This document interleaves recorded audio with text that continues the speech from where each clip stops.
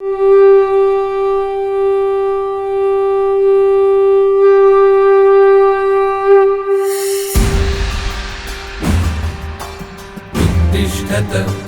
जाग्रत प्राप्य वरान् निबोधत।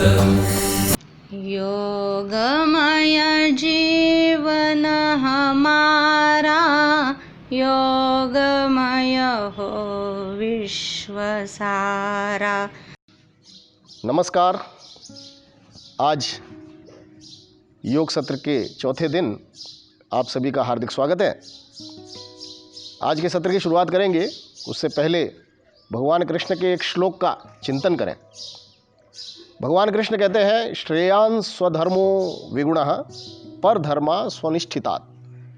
यानी अपने धर्म का पालन करते हुए ही हम जीवन के अंदर श्रेष्ठता प्राप्त कर सकते हैं। परधर्मा स्वनिष्ठितात्। यदि हमारे स्वधर्म के अंदर थोड़ी कमी भी रह गई तो भी हम अपनी आत्मा का कल्याण कर सकते हैं।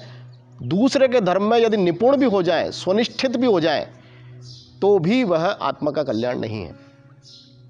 और इतना ही नहीं, भगवान कृष्ण कहते हैं, स्वधर्मे निधनम श्रेयम परधर्मो भयावह। अपने धर्म का पालन करते हुए हमारी यदि मृत्यु भी हो जाए तो भी वो अच्छी कहलाएगी, लेकिन परधर्म के लिए तो वह भयावह है। आज ये कोरोना वायरस जो हमारे संस्कृति पर जो हमारे इस पर आक्रमण किया है, हमारे शरीर पर आक्रमण किया है, हमारी संस्कृति, पुरातन संस्कृति, योग की संस्कृति, इसका पालन करते हुए यदि हम अपने जीवन में, हो सकता है हम इसमें बहुत ज़्यादा निपुण नहीं होंगे, लेकिन फिर भी यह अपने स्वधर्म का ही पालन होगा। तो भगवान कृष्ण के इसी श्लोक का ध्यान करते हुए आज के सत्र की शुरुआत करते हैं। अपनी कमर सीधी करके बैठ जाएंगे, आंखें बंद करेंगे, श्वास और प्रश्वास के साथ अपने स्वधर्म का चिंतन करते हुए लंबी गहरी श्वास भरते हुए 3 बार ओंकार का उच्चारण करेंगे।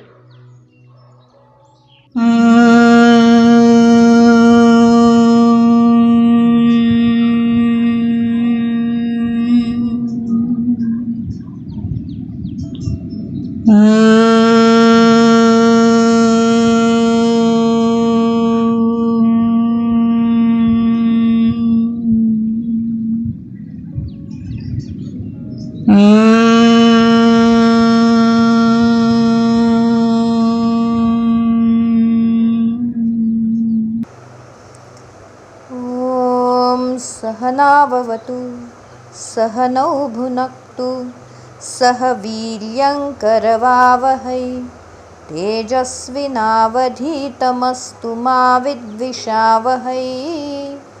ॐ शान्ति शान्ति शान्तिः।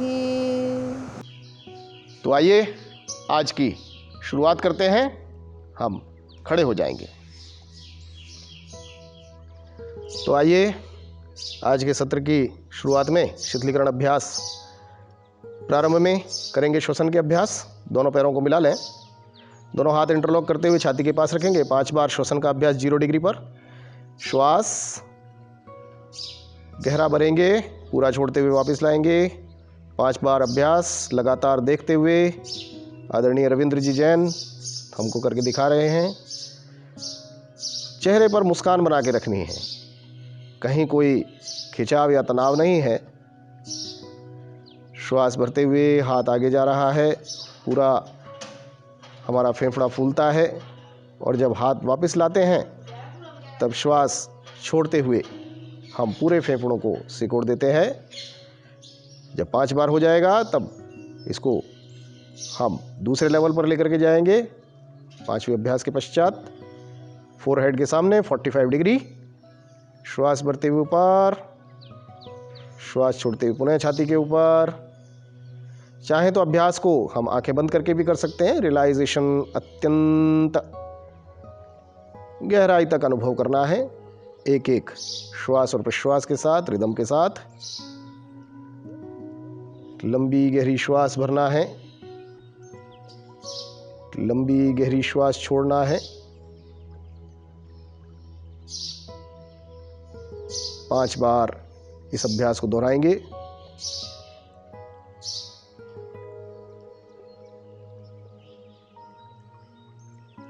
तीसरे लेवल पर श्वास भरते हुए हाथ ऊपर,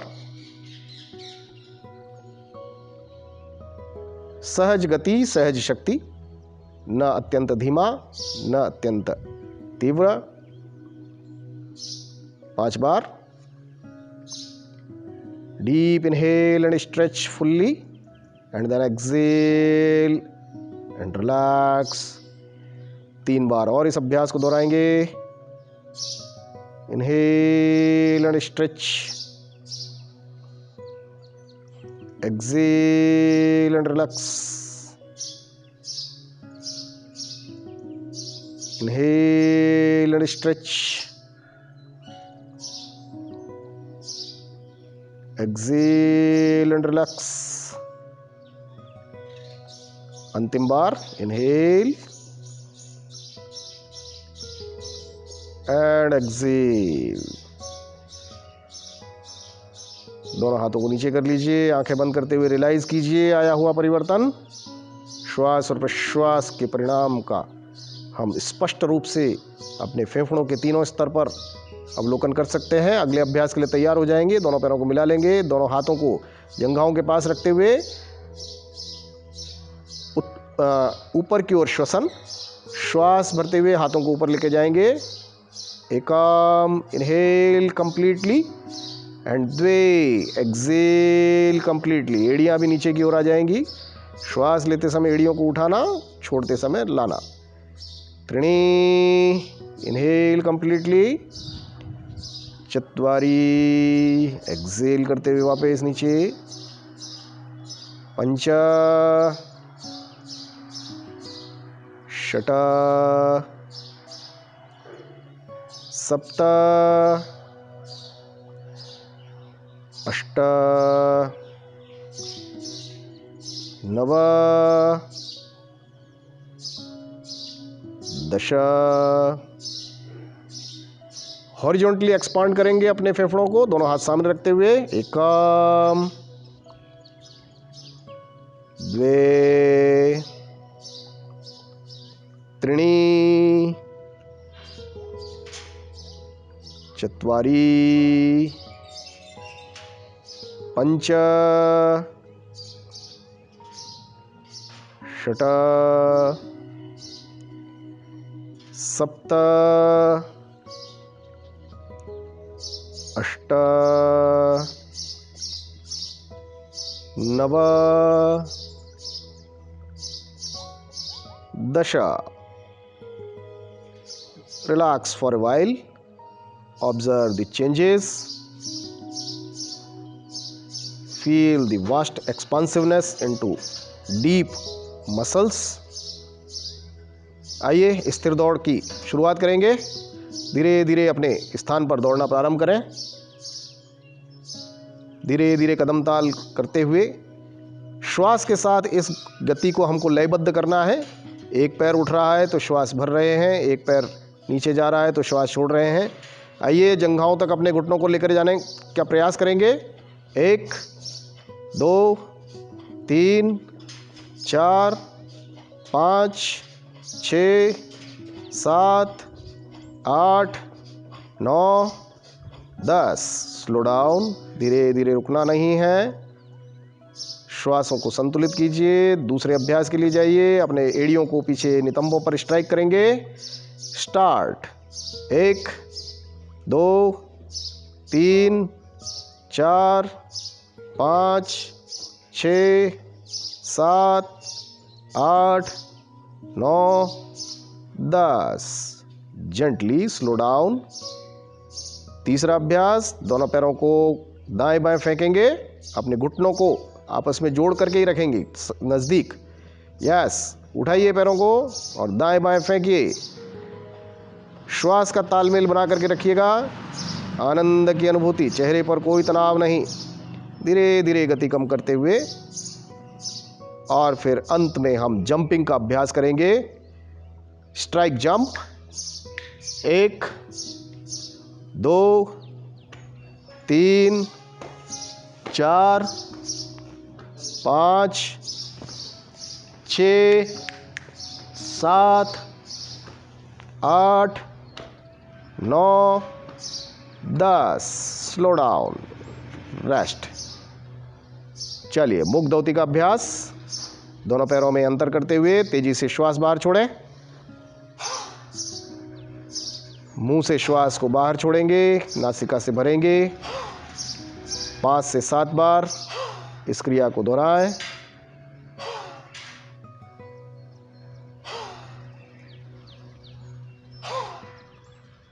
हो जाने के पश्चात विश्राम। आंखें बंद कर लीजिए। आए हुए परिवर्तनों को रियलाइज कीजिए। कुछ क्षण श्वास और विश्वास के संतुलन को अनुभव करते हुए अगला अभ्यास घुटनों के लिए। दोनों पैरों में लगभग 6 इंच का अंतर रखिए। दोनों हाथ सामने। 1, 2, श्वास छोड़ते हुए नीचे, श्वास भरते हुए ऊपर। 5 से 7 बार इसका अभ्यास हम दोहराएंगे अपनी क्षमता के अनुसार। पूरी सजगता अपने घुटनों और जंघाओं पर। 5 से 7 बार हो जाने के पश्चात विश्राम। आइए, दोनों पैरों को फैला लेंगे। साइड बेंडिंग का अभ्यास। दोनों हाथों को खींचें, डबल स्ट्रेच। यस, स्टार्ट करें। दाएं बाएं झुकते हुए श्वास को छोड़ना है और ऊपर उठते हुए श्वास को भरना है। क्षमता के अनुसार अपनी गति को संतुलित करना है। 5 से 7 बार हो जाए, विश्राम। होने के पश्चात इसी का अगला अभ्यास क्रॉस बेंडिंग। दोनों हाथों को पुनः फैला लेंगे। एक बार दाईं ओर, एक बार बाईं ओर। शुरू करेंगे। 1, 2, 3, 4। नीचे जाएंगे तब श्वास छोड़ेंगे, ऊपर उठेंगे तब श्वास भरेंगे। 5 से 7 बार हो जाने के पश्चात विश्राम।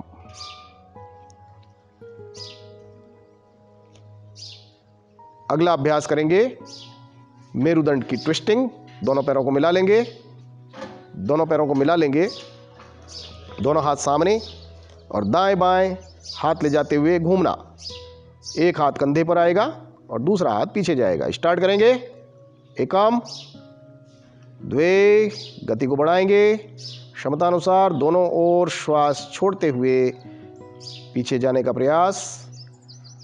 मेरुदंड का प्रत्येक मन का nice twisting. Feel the twisting and stretching. धीरे धीरे स्लो डाउन करते हुए रिलैक्स। आंखें बंद कर लीजिए। आए हुए परिवर्तनों का ध्यान करेंगे। अगला अभ्यास करेंगे शोल्डर स्ट्रेचिंग, शोल्डर रोटेशन। दोनों हाथों को ऊपर उठाते हुए घुमाएंगे 10 बार। करेंगे शोल्डर रोटेशन का अभ्यास। अंगूठे अंदर रखते हुए मुट्ठियां बनाएंगे। हाथों को घुमाइए। श्वास भरते हुए हाथ ऊपर की ओर जाएंगे, श्वास छोड़ते हुए नीचे की ओर। 10 बार हो जाने के पश्चात विपरीत दिशा से चेहरे पर सौम्यता, मृदुलता बनाए रखते हुए विश्राम। करेंगे नेक रोटेशन का अभ्यास, नेक मूवमेंट्स। दोनों हाथ पीछे बांधते हुए 3-3 बार अभ्यास को दोहराएंगे। गर्दन को पीछे लेकर के जाएंगे, श्वास भरते हुए आगे झुकाएंगे, श्वास छोड़ते हुए। 3 बार अभ्यास को करने के पश्चात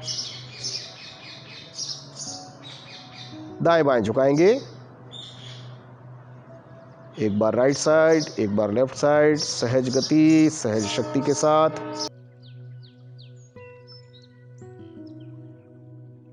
दाएं बाएं ठोड़ी को ले जाते हुए देखेंगे।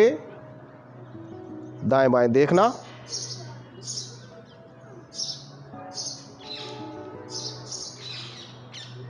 स्विफ्ट मूवमेंट बिना किसी तनाव के।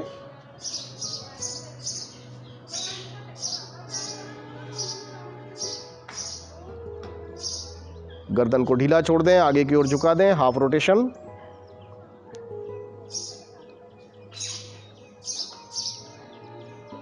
सहज गति, सहज शक्ति। 3 बार हो जाने के पश्चात इसी अभ्यास को पीछे की ओर से दोहराएंगे।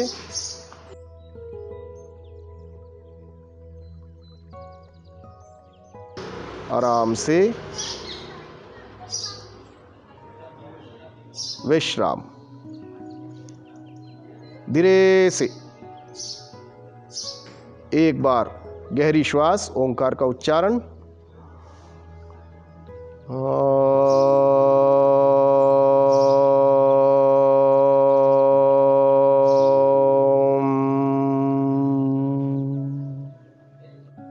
विश्राम। धीरे से अपने स्थान पर बैठ जाएं। आराम की स्थिति का अनुभव करें। दोनों हाथों को पीछे टिका दें। रिलैक्स होकर बैठें। आंखें बंद कर लें। महसूस कीजिए आए हुए परिवर्तन। आइए हम करेंगे बटरफ्लाई स्ट्रेचिंग का अभ्यास। पीठ, कमर, गर्दन सीधी रखेंगे, दृष्टि सामने देखते हुए। धीरे धीरे अपनी जंघाओं को ऊपर नीचे फ्लैप करेंगे। कोशिश करें घुटनों को ऊपर उठाएं और जंघाओं तक को नीचे ज़मीन तक लगाने का प्रयास करें। क्षमता अनुसार गति को बढ़ाएं।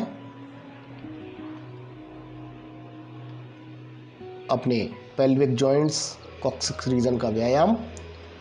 आइए लंबर स्ट्रेचिंग के लिए पहले पूरी श्वास भरेंगे और धीरे धीरे कमर से आगे झुकते हुए अपने मस्तक को रेस्ट कराइए। यदि बहुत ज़्यादा आगे झुकना संभव ना हो तो जितना संभव हो उतना झुकते हुए और फिर श्वास भरते हुए धीरे से वापस आ जाएं, आराम से। आइए अब हम अभ्यास करेंगे रॉकिंग एंड रोलिंग का। दोनों पंजों के बल आते हुए ये आदर्श स्थिति है। यदि इस स्थिति को हम न अटेन कर पाए तो जितना संभव हो सके उतना आगे आना और पीछे जाना। मेरुदंड का मसाज दाएं बाएं से भी कीजिए। सहज शक्ति, सहज गति के साथ आनंदपूर्वक अनुभव कीजिए। चेहरे पर मुस्कान, रिलैक्स। अनुभव कीजिए आया हुआ परिवर्तन। करेंगे अगला अभ्यास leg raising. Inhale and up towards 90 degree, exhale and come back. श्वास भरते हुए पैरों को ऊपर उठाना है। श्वास छोड़ते हुए धीरे धीरे नीचे लाना है। पैरों को नीचे लाते समय ध्यान देंगे कि पैरों को पटकना नहीं है। आराम से रखना। नाभिक क्षेत्र पर आ रहे स्पंदनों को महसूस करते हुए relax. Feel the vibrations on the naval centre. करेंगे हम IRT का अभ्यास। दोनों पैरों को शुरू करेंगे। दोनों पैरों को नीचे की ओर ताने, टखने, पिंडलियां, घुटने, जंघाएं तानते हुए बटक्स को अंदर लीजिए। श्वास को पूरा भर लीजिए। पूरे छाती को फुलाइए, दांतों को भींचिए, जबड़ों को भींचिए, पूरे शरीर को खींचिए खींचिए खींचिए, छोड़ दीजिए। पूरे शरीर को एकदम निढाल छोड़ दीजिए। विश्राम।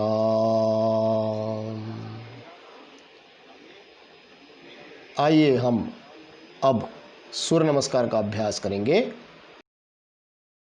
हिरण्मयेन पात्रेण सत्यस्यापिहितं मुखं तत्त्वं पूषन्न पावृणु सत्यधर्माय दृष्टये।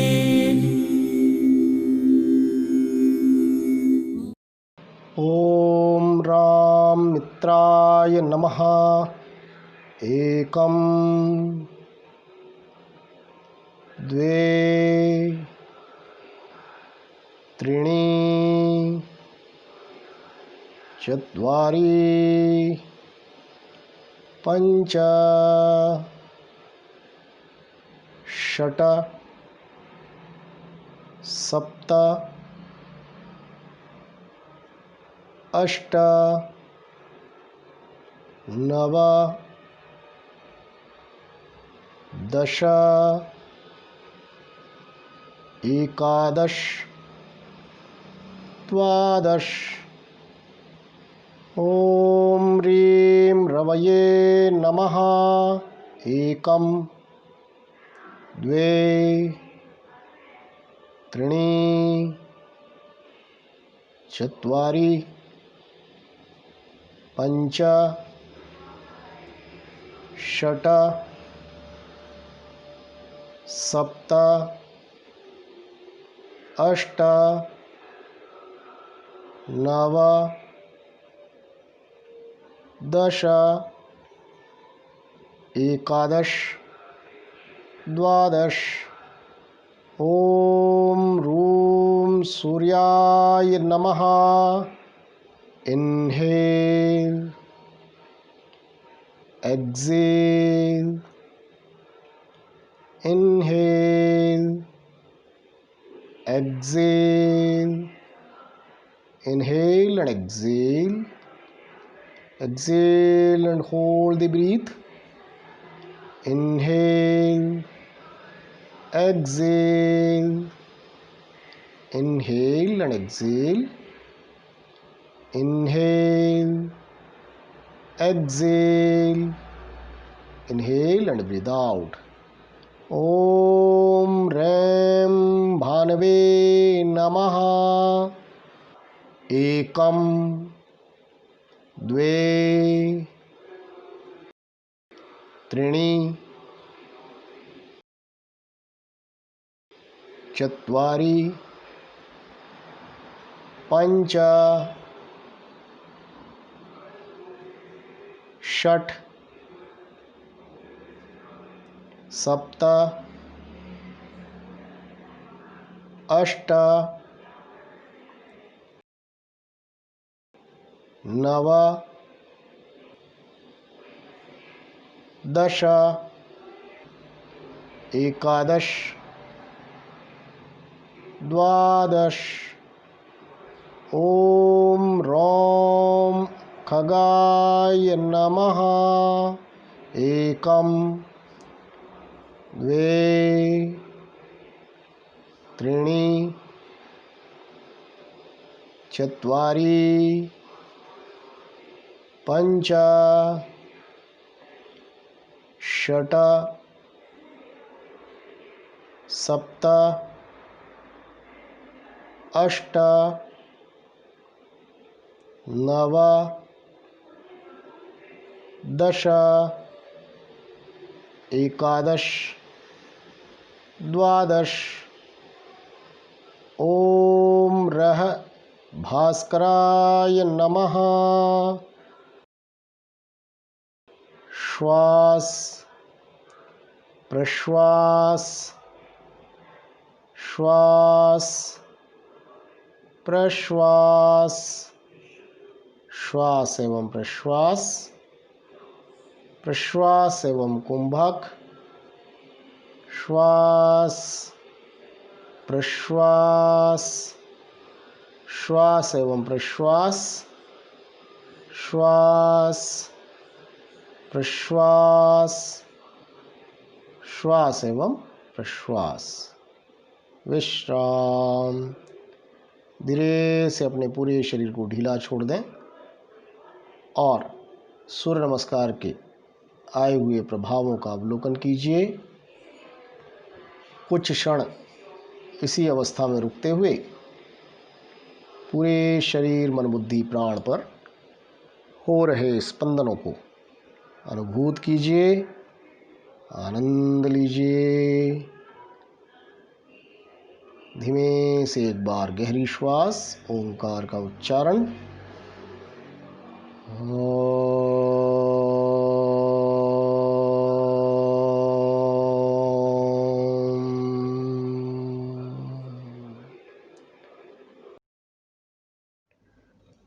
सूर्य नमस्कार के पश्चात हमारे शरीर में जहाँ प्राणिक प्रवाह होता है और शरीर लचीला बनता है, वहीं आसनों के अभ्यास से हम अपने शरीर को दृढ़ करते हैं, स्थिर करते हैं। आइए आज हम 4 आसनों का अभ्यास सीखेंगे, जिनमें अर्धघटी चक्रासन, पादहस्तासन, उसका पूरक आसन अर्ध चक्रासन और एक आसन बैठकर वक्रासन। तो हम इन आसनों को सर्वप्रथम पहले देख लेंगे और उसके पश्चात हम इन आसनों का अभ्यास करेंगे। तो सबसे पहले आसन को हम देखें। तो सर्वप्रथम हम अर्धकटी चक्रासन का अभ्यास सीखेंगे। आप आराम से बैठ जाएं, एक बार देखें। आसन की स्थिति बनाएंगे, दोनों एड़ियों को साथ में जोड़ेंगे, दोनों पाँव के पंजों को वी शेप में खोल लेंगे, दोनों हाथ एकदम सीधे पैंट की सिलाई के पास लगे हुए।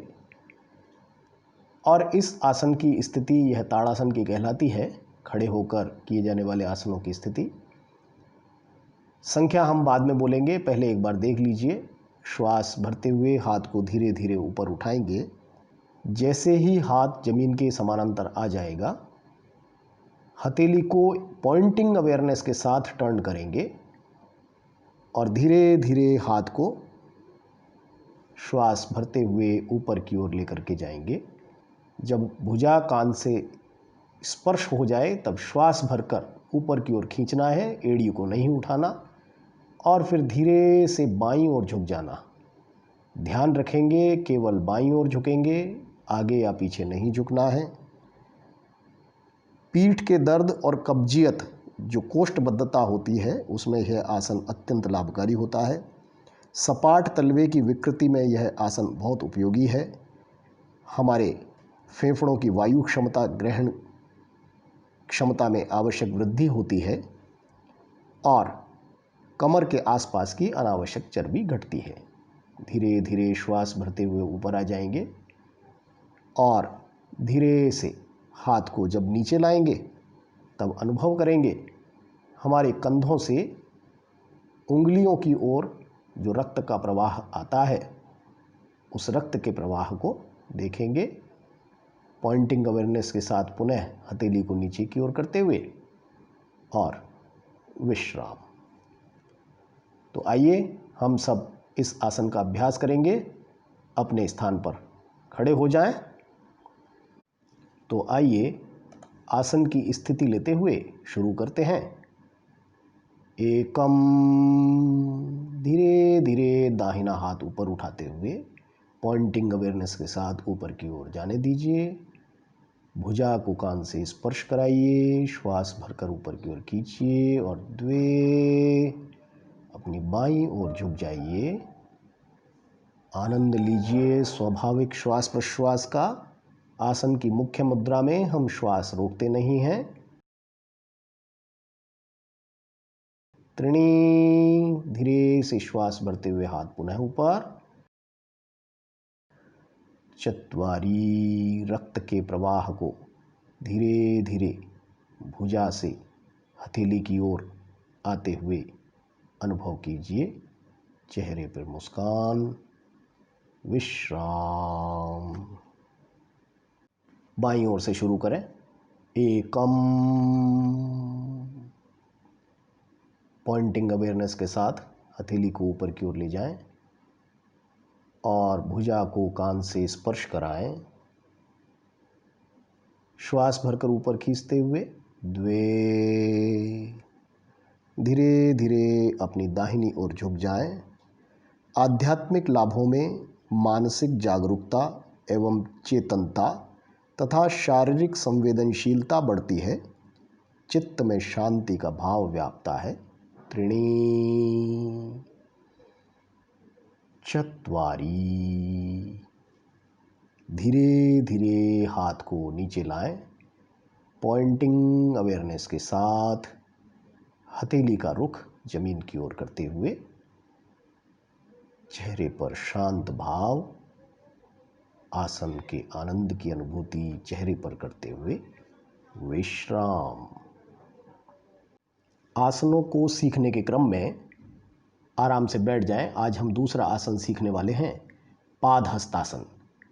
पुनः दोनों एड़ियों को साथ जोड़कर पाँव के पंचों को वी शेप में खोलकर ताड़ासन की स्थिति लेते हुए शुरू करेंगे। एकम, दोनों हाथों को दाएं बाएं से उठाएंगे।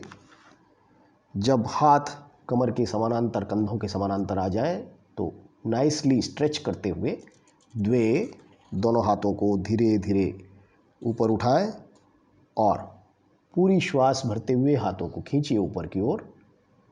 त्रिणी, धीरे धीरे श्वास छोड़ते हुए कमर से आगे की ओर हम झुक जाएं। 90 अंश के कोण आने पर रुकते हुए चत्वारी आसन की मुख्य मुद्रा, जहां दोनों हाथ हमारी भूमि पर स्पर्श कर जाते हैं, मस्तक घुटनों पर स्पर्श कर जाता है। किंतु इस आसन को करने में जो लोग हृदय के रोगी हैं और उक्त रक्त दबाव से पीड़ित हैं, वे सावधानी बरतें। स्पॉन्डिलाइटिस हो, सर्वाइकल स्पॉन्डिलाइटिस हो, कमर का दर्द हो, साइटिका, स्लिप डिस्क इत्यादि रोगी इसे न करें। आसन की मुख्य मुद्रा में स्थिर रहें। यह आसन हमें पाचन, गैस और आंत संबंधी विकारों में लाभकारी होता है, मधुमेह के रोग में कमी लाता है, लीवर की कार्यक्षमता को बढ़ाता है। धीरे धीरे ऊपर आएंगे। पंच, 90 डिग्री के कोण पर आने पर षट, धीरे धीरे ऊपर आए। जल्दबाजी हम नहीं करेंगे। सप्त, धीरे धीरे दोनों हाथों को नीचे लाएंगे जमीन के समानांतर। और फिर अष्ट, धीरे धीरे हाथों को नीचे लाते हुए। इस आसन का हम पूरक आसन भी देख लें, फिर हम ये दोनों आसन एक साथ करेंगे तो इसका पूरक आसन अर्धचक्रासन होता है, उसको भी हम एक बार देख लेंगे। आइए इसके पूरक आसन को देखते हैं, अर्धचक्रासन। वही ताड़ासन की स्थिति लेते हुए दोनों हाथों को धीरे धीरे ऊपर लाते हुए अपने कमर के दोनों ओर रखते हुए पांचों उंगलियां सामने की ओर रखेंगे। यह पहली स्थिति है। अधिक से अधिक कोहनियों को पीछे की ओर मिलाने की कोशिश करेंगे और ताकि हमारी छाती आगे खुल जाए। द्वे की स्थिति में हम पीछे की ओर झुक जाएंगे। झुकने के क्रम में हमारे घुटने सीधे रहेंगे। विशेष रूप से दमा, पीठ के निचले हिस्से में होने वाले दर्द में आराम दिलाने वाला आसन है। हमारी जंघाएं, पिंडलियां और इनमें जो अनावश्यक तनाव होता है उनमें यह राहत दिलाता है। लेकिन इसमें सावधानी रखनी है कि उच्च रक्तचाप और हृदय रोगी इस आसन को न करें। त्रिणी स्थिति में वापस आते हुए और चत्वारी में रिलैक्स कर लें। तो आइए, अब हम सब तैयार हैं। दोनों आसन हम सीख गए हैं। इन आसनों के अभ्यास के लिए खड़े हो जाएं। चलिए खड़े हो जाएंगे और इन दोनों आसनों का अभ्यास दोहराएंगे। सर्वप्रथम पादहस्तासन, सीधे खड़े हो जाएं, ताड़ासन की स्थिति। एकम, दोनों हाथों को धीरे धीरे ऊपर उठाइए। धरती के समानांतर आने पर एक नाइस डबल स्ट्रेच दीजिए। हथेलियों को सामने की ओर करते हुए द्वे, धीरे धीरे हाथों को ऊपर उठाइए। भुजाओं को कानों से स्पर्श कराने के पश्चात पूरे शरीर को ऊपर की ओर खींचिए बिना एड़ियां उठाए। त्रीणी, धीरे धीरे आगे की ओर झुकिए। दोनों कानों से स्पर्श रहेंगे। चत्वारी, अपने मस्तक को जितना अधिक हो सके घुटनों के समीप लाएं। घुटने सीधे रखें। दोनों हाथों को कंधों से ढीला छोड़ दें। रिलैक्स कर लें। अनुभव कीजिए आसन के प्रभाव पर। पेट की पेशियां, स्नायु, जंघाएं, पैरों की पेशियां, अस्थियों और पेशियों के मध्य, टेंडन, इन सब में लाभकारी खिंचाव हो रहा है। रीढ़ और कमर के सामने के अस्थि जोड़ लचीले हो रहे हैं। मस्तिष्क की ओर रक्त प्रवाह बढ़ रहा है। आमाशय के पाचक द्रव्यों में वृद्धि हो रही है। स्थूलता में कमी आ रही है। कमर और नितंबों की आवश्यक चर्बी घट रही है और वहाँ की पेशियां लचीली हो रही हैं। पंच, धीमे से 90 अंश के कोण पर आते हुए षट, आंखें बंद करते हुए अनुभव कीजिए रक्त का प्रवाह अपने शरीर की ओर पुनः लौट रहा है। सप्त, धीरे धीरे दोनों हाथों को दाएं बाएं से लाते हुए जमीन के समानांतर लाते हुए अष्ट, रक्त के प्रवाह को हाथों की उंगलियों के पोरों पर स्पंदनों के रूप में अनुभव कीजिए। विश्राम, धीरे से आंखें बंद कर लीजिए और आसन की पूर्णता का आनंद लीजिए। प्रभाव देखिए आसन के पूर्णता का, स्पंदनों को अनुभव कीजिए जहाँ जहाँ ये स्पंदन हो रहे हैं। इसके पूरक आसन के लिए हम पुनः स्थिति ग्रहण कर लें। अर्धचक्रासन, एकम, दोनों हाथ कमर पर, पांचों उंगलियां सामने की ओर। द्वे, धीरे से हाथों को पीछे की ओर लेते हुए चेस्ट को ओपन करते हुए पीछे झुक जाए। आंतरिक पेशियों और पिंडलियों को साधने वाला, ग्रीवा तथा सीने की ओर रक्त के प्रवाह में वृद्धि करने वाला, रीढ़ का लचीलापन बढ़ाने वाला आसन। श्वसन तंत्रिकाओं को सक्रिय करने वाला। त्रिणी, धीरे से पुनः ऊपर आ जाएं। चत्वारी, रिलैक्सन, शिथिल ताड़ासन। Observe the changes after completion of both the asanas. Relax. एक बार गहरी श्वास भरिए, ओंकार का उच्चारण।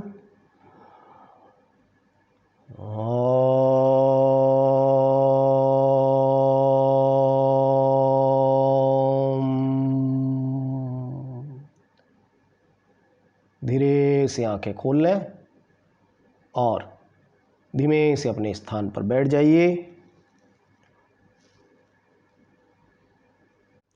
आइए बैठकर किए जाने वाले आसन में वक्रासन का अभ्यास सीखते हैं। आप बैठे रहें, एक बार देख लें। दंडासन की स्थिति में कमर सीधी रखिए, एकम, अपने दाहिने पैर को मोड़ लें और दाहिने हाथ को धीरे से पीछे ले जाएं। बाएं हाथ को द्वे, बाएं हाथ को आगे की ओर लाते हुए अपने दाहिने घुटने के बाहर निकालते हुए दाहिने पैर के पंजे को पकड़ने की प्रयास करें और फिर पीछे की तरफ घूम जाएं। ध्यान दें, इसमें मेरुदंड हमारा सीधा रहता है, किंतु सावधानी है, हर्निया के रोगी इस आसन को न करें। शरीर के संकुचित होने पर श्वास छोड़नी है और शरीर के विस्तृत होने पर श्वास लेनी है। आसन की मुख्य मुद्रा में श्वसन गति सामान्य है।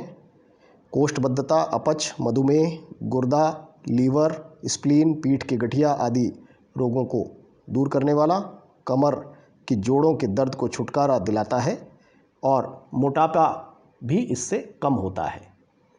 त्रिणी, धीरे से आगे वाले हाथ को रिलीज कर दीजिए। चत्वारी, विश्राम। आइए अब हम आसन के लिए तैयार हैं, करेंगे आसन का अभ्यास। तो आइए सीधे बैठ जाएं, दंडासन की स्थिति ले लें। एकम, हाथ को पीछे ले जाएं, मेरुदंड सीधा रखें। द्वे, आसन की मुख्य मुद्रा का आनंद लीजिए।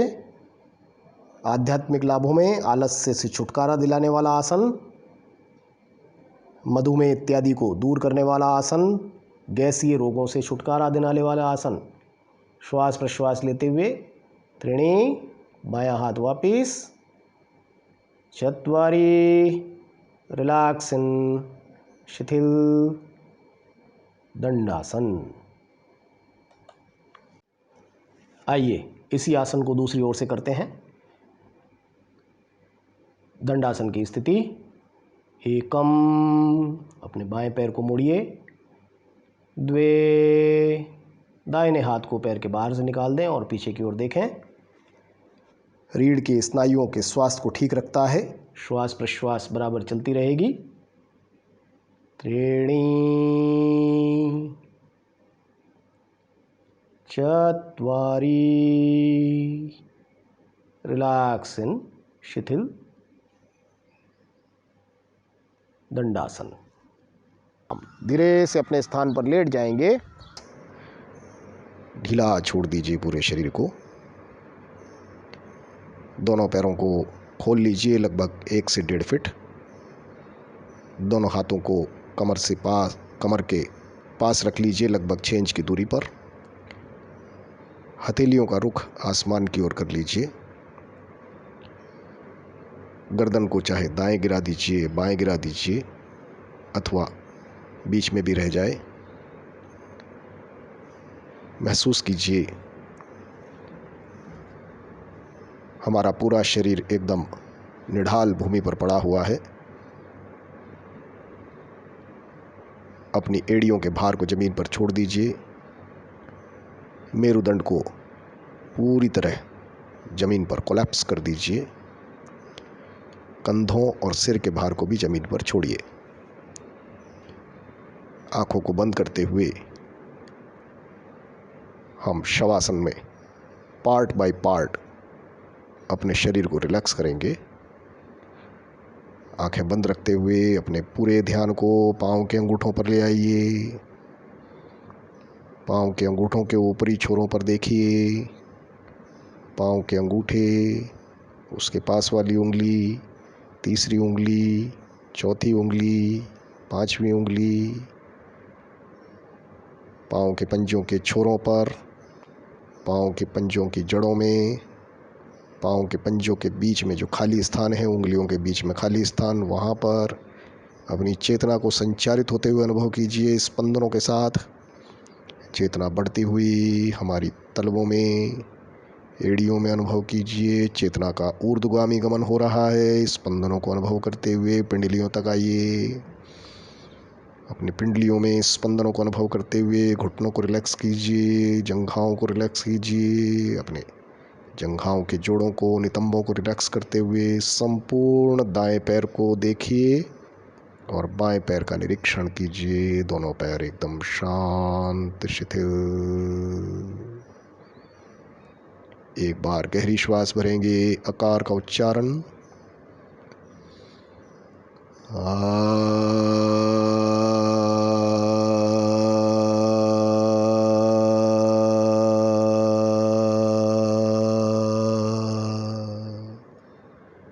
आकार के स्पंदनों को अपने शरीर के निचले भाग में अनुभव कीजिए। कमर के नीचे के भाग पूरी तरह शांत हो गया है। अपने ध्यान को अवस्थित कीजिए अपने नाभिक क्षेत्र पर। श्वास भरते हुए पेट को फुलाइए। धीरे धीरे श्वास छोड़ते हुए पेट को ढीला छोड़िए। अनुभव कीजिए पेट के समस्त अंग पूरी तरह शांत और शिथिल। अपने फेफड़ों की तरफ ध्यान दीजिए।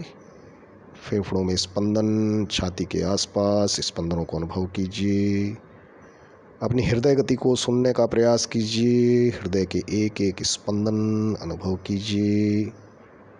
पंपिंग ऑफ ब्लड, पूरे शरीर में बहता हुआ रक्त का संचार। इस रक्त के प्रवाह को उंगलियों के छोरों तक जाते हुए अनुभव कीजिए, उंगलियों के पोरों तक।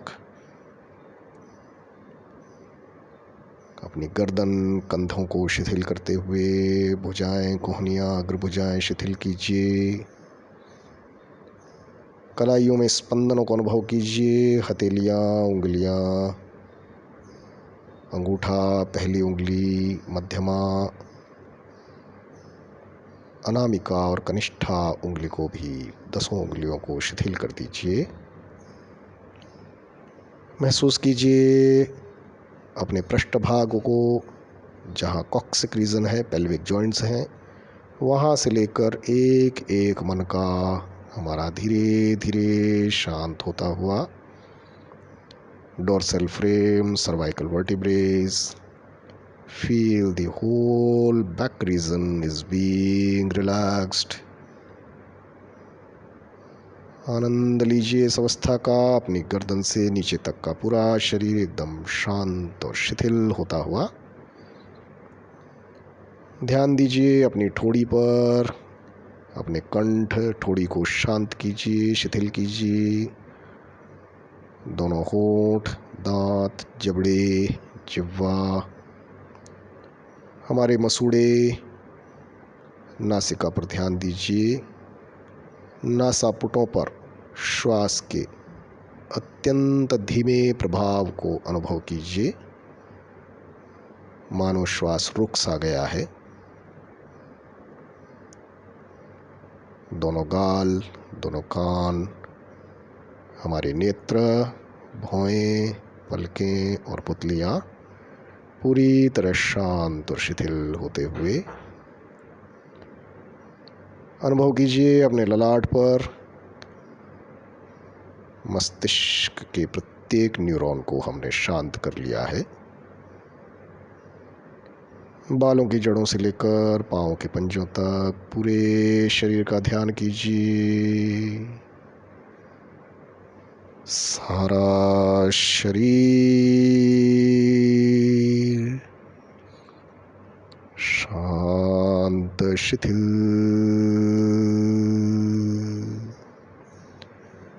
आराम से।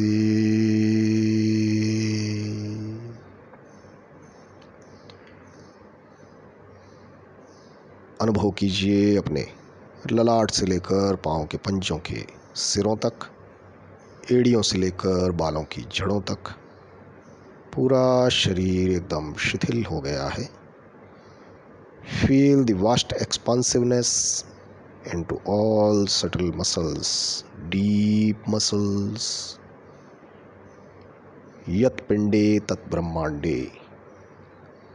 जितना विस्तार हम ब्रह्मांड में देखते हैं, उतना ही विस्तार हमारे भीतर भी है।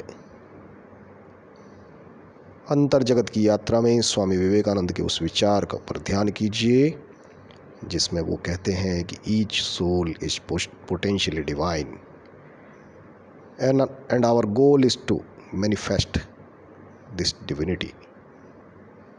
राजयोग की इस क्रिया के द्वारा हम अपनी दिव्यता को प्रकट कर रहे हैं। अनुभव कीजिए इस दिव्यता के प्रकटीकरण में। एक बार ओंकार का उच्चारण करेंगे। गहरी लंबी श्वास लीजिए।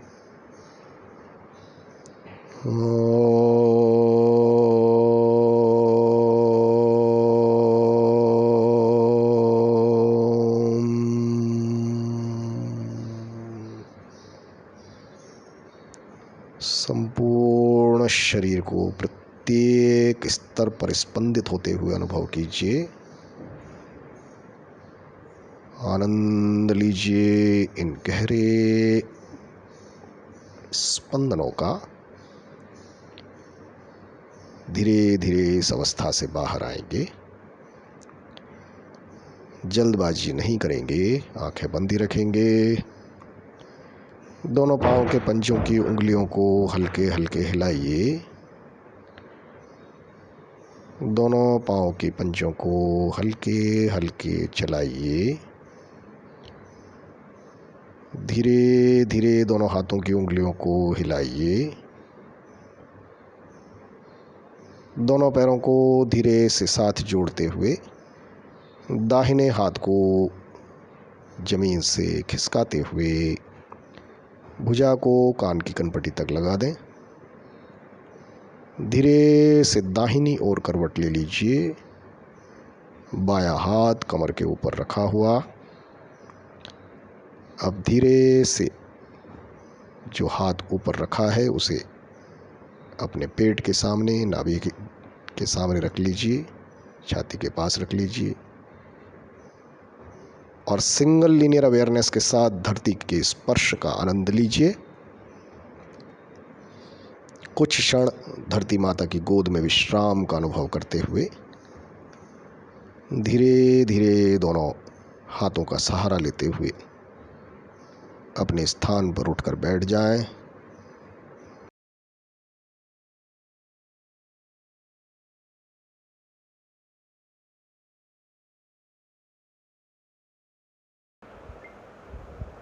नमस्कार।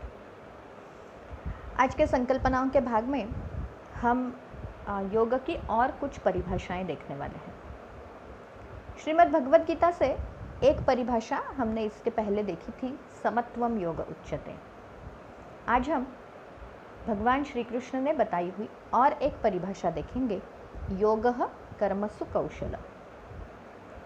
इस योगः कर्मसु कौशलम का अगर हम इसका सही ट्रांसलेशन लेते हैं, यानी भाषांतर करते हैं, तो वो ऐसा बताया जाता है कि योगः कर्मसु कौशलम, इसका अर्थ ये है कि कर्म में कुशलता ही योग है। स्किल इन एक्शन इज योग।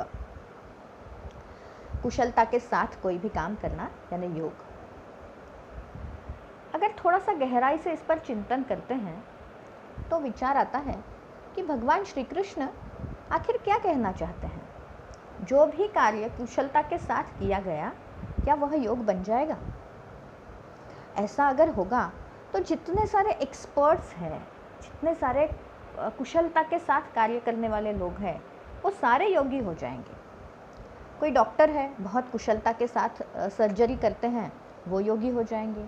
कोई चित्रकार है, बहुत सुंदर चित्र निकालते हैं, वो योगी हो जाएंगे। कोई एकदम सफाईदार चोर है, बहुत सुंदरता से चोरी करते हैं, क्या वो योगी हो जाएंगे? तो भगवान श्री कृष्ण क्या कहना चाहते हैं? भगवान श्री कृष्ण ये कहना चाहते हैं कि कर्म में कुशलता योग है। इसका अर्थ ये है, कर्म के चुनाव में कुशलता योग है। यानी हम जो कर्म कर रहे हैं, अगर वो कर्म संकुचित स्वार्थ के लिए है, केवल अपने लिए है, तो वो निश्चित रूप से योग नहीं है। किंतु वो अगर समष्टि के कल्याण के लिए किया गया कर्म है तो वह योग है। तो वह योग तभी बन सकता है। यह जो चॉइस है, यह जो कर्म को चुनना है, उसका चयन है, यह चयन बहुत महत्वपूर्ण है। और इसलिए कर्म को चुनना, कर्म को कुशलता के साथ, यह जो कुशलता है वह योग है। तो यह बात महत्वपूर्ण है। इसी संस्कृत भाषा की जो सुंदरता है कि इसी वाक्य को अगर हम थोड़ा सा शब्दों को अलग अलग जगह पे लिखते हैं, योगः कर्मसु कौशलम, ये मूल वाक्य है। अगर हम इसको ऐसे लिखते हैं, कर्मसु योगः कौशलम इति साइलेंट है, कर्मसु योगः इति कौशलम, तो अब ये व्याख्या योग की नहीं है, अब ये व्याख्या कुशलता की है। तो क्या हुआ इसका अर्थ? कर्म में योग ही कुशलता है। यानी कर्म में योग ही कुशलता है, इसका अर्थ ये है कि ऐसा कर्म जो जोड़ने वाला है वही कुशलता है। कुशलता क्या है? ऐसा कर्म करना जो जोड़ने वाला है। तो ऐसा जोड़ने वाला कर्म, यह कुशलता है। कुशलता यानी केवल कोई काम बहुत सुंदर तरीके से करना, एक्सपर्टीज के साथ करना, यह नहीं है। कुशलता का अर्थ है वह कार्य जोड़ने वाला होना चाहिए। कोई भी कार्य जब हम करते हैं तो हमारे पास उस कार्य को करते समय 3 प्रकार के चॉइसेस होते हैं, 3 प्रकार के तरीके होते हैं, पद्धतियाँ होती हैं काम करने की। कर्तुम, अकर्तुम और अन्यथा कर्तुम। कर्तुम यानी क्या? क्षमा कीजिए। कर्तुम का अर्थ है कि वो काम करना, अकर्तुम का अर्थ है नहीं करना, और अन्यथा कर्तुम का अर्थ है अलग तरीके से करना।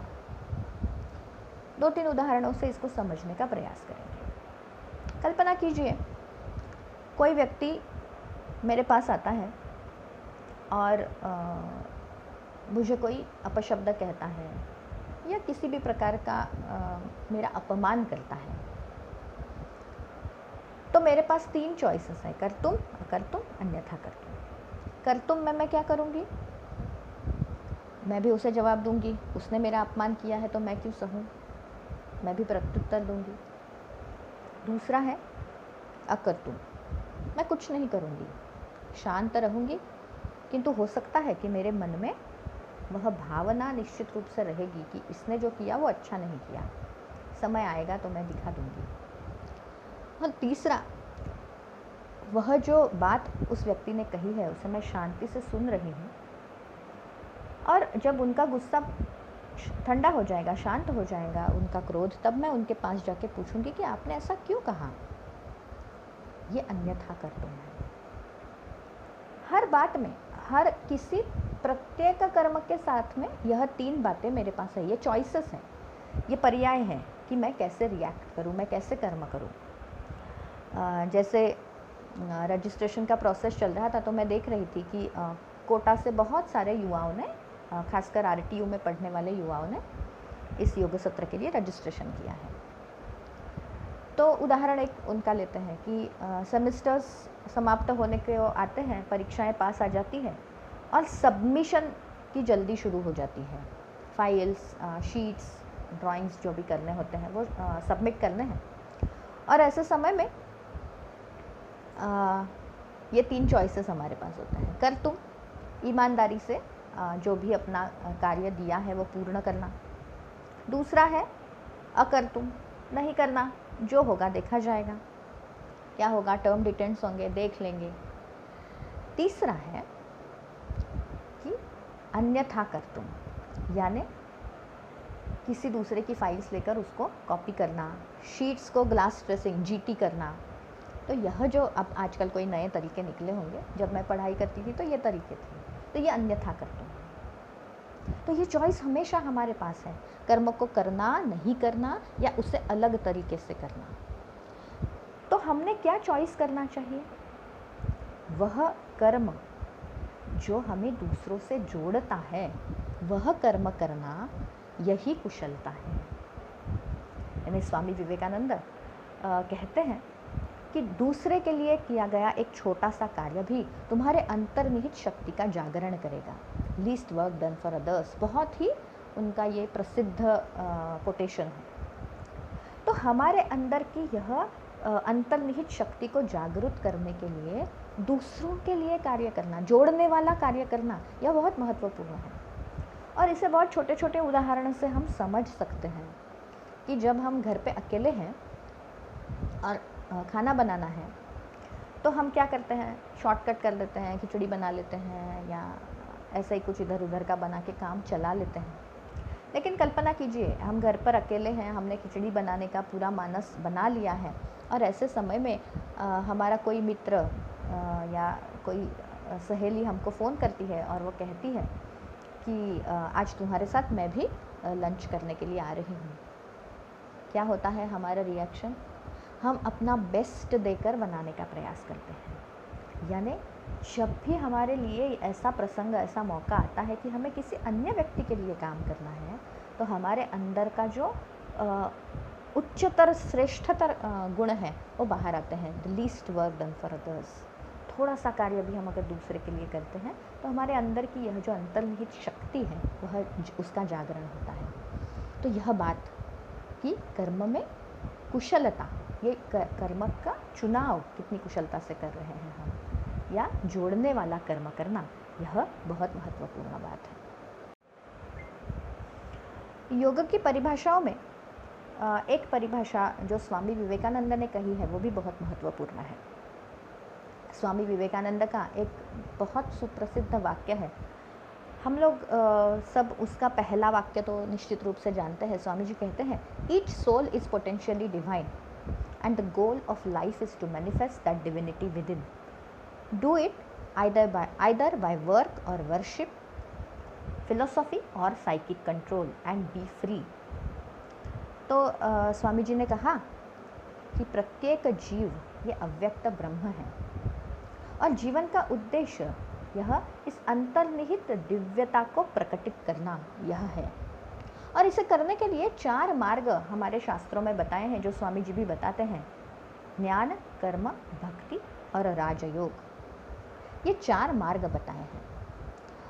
हम ऊपर ऊपर ऐसा समझ सकते हैं कि ये चारों मार्ग अलग अलग है, किंतु ये मार्ग अलग अलग नहीं है। यानी ये एक ही ध्येय तक, एक ही अंतिम लक्ष्य तक पहुंचने वाले अलग अलग दिखने वाले मार्ग हैं।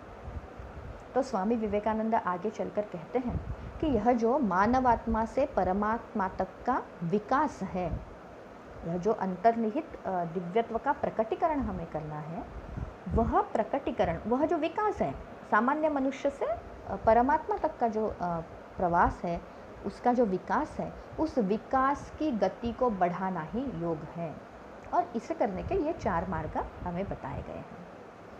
तो यह जो 4 योग, ज्ञान योग, भक्ति योग, कर्म योग और राजयोग हमें बताया है, ये हमारे ऋषियों ने किया हुआ अनुभूति का शास्त्र है। ये टेस्टेड वे है, ऐसा हम कह सकते हैं। ये केवल ऐसे बताने के लिए नहीं है।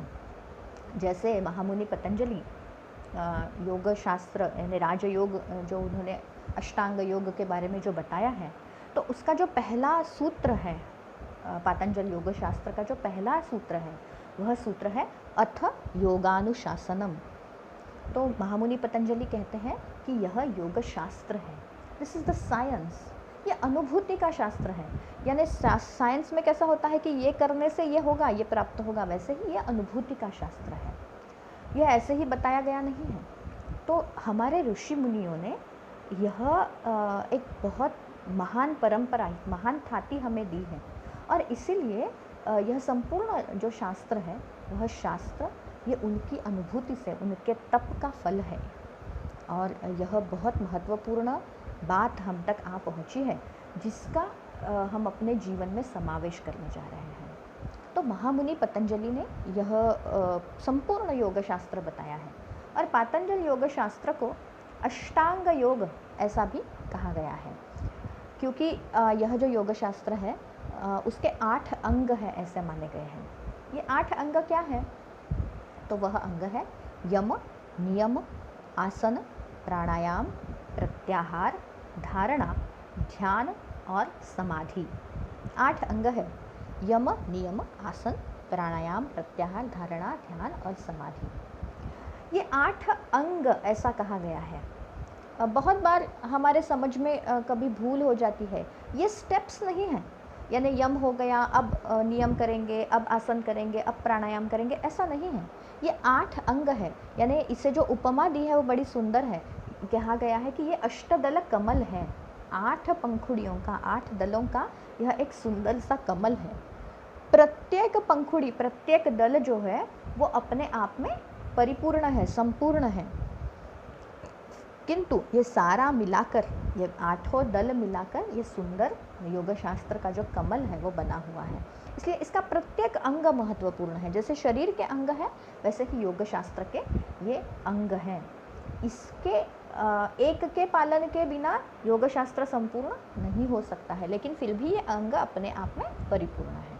तो यम, नियम, आसन, प्राणायाम, प्रत्याहार, धारणा, ध्यान और समाधि। हम आने वाले सत्रों में इसको विस्तार से जानने वाले हैं कि किस तरीके से यम ये सामाजिक जो अपना व्यवहार है उससे जुड़ा हुआ है। नियम जो है वो अपने व्यक्तिगत विकास के लिए है। आसन, प्राणायाम, यानी जो प्राणायाम हम आज बहुत संकुचित अर्थ में जिसको हम समझते हैं कि केवल श्वसन के कुछ व्यायाम हैं, तो ऐसा नहीं है। उसका कितना गहन अर्थ है उसके पीछे, कितना गहन शास्त्र है उसके पीछे, वो हम समझेंगे।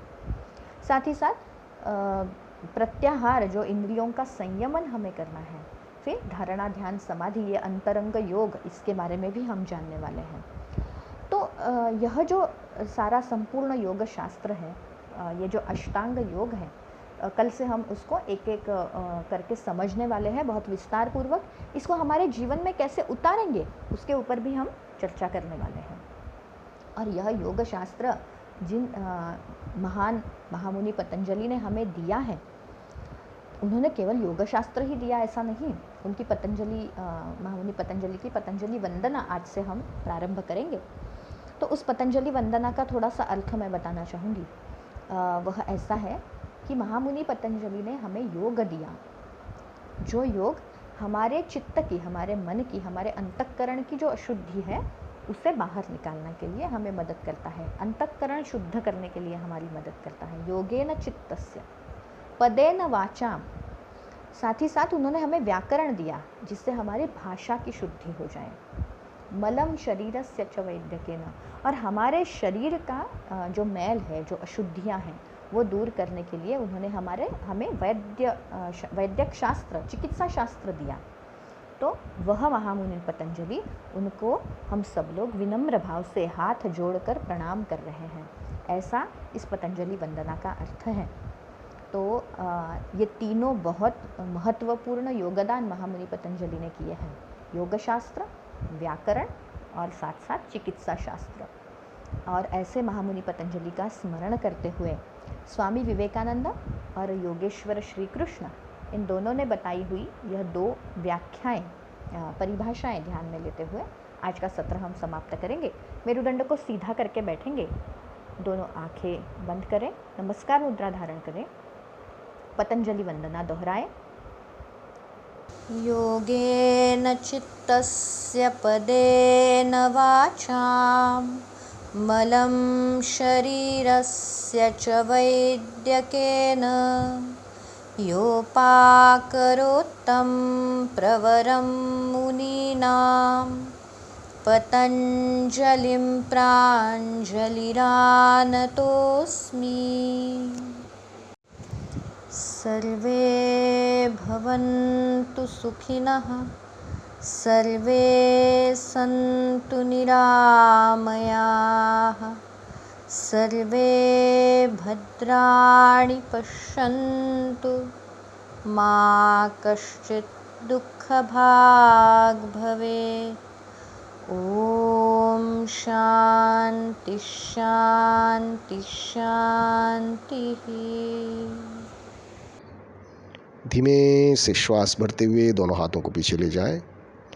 श्वास छोड़ते हुए कमर से आगे की ओर झुकिए। मस्तक को भूमि पर स्पर्श कराने का प्रयास करते हुए, भारत माता को नमन करते हुए, अपने इष्ट देव का ध्यान करते हुए धीमे धीमे श्वास भरते हुए ऊपर उठें। दोनों हाथों को खोलें, परस्पर मलें, हथेलियों के मध्य ऊष्मा को उत्पन्न करें। कटोरियां बनाते हुए बंद आंखों से स्पर्श करें एवं धीरे से संपूर्ण चेहरे को सहलाते हुए, पलकें झपकाते हुए, मुस्कुराते हुए धीमे से नेत्रों को खोलें। योगमय जीवन हमारा, योगमय हो विश्व सारा, योग ही आधार अपना, योग ने सबको संवारा।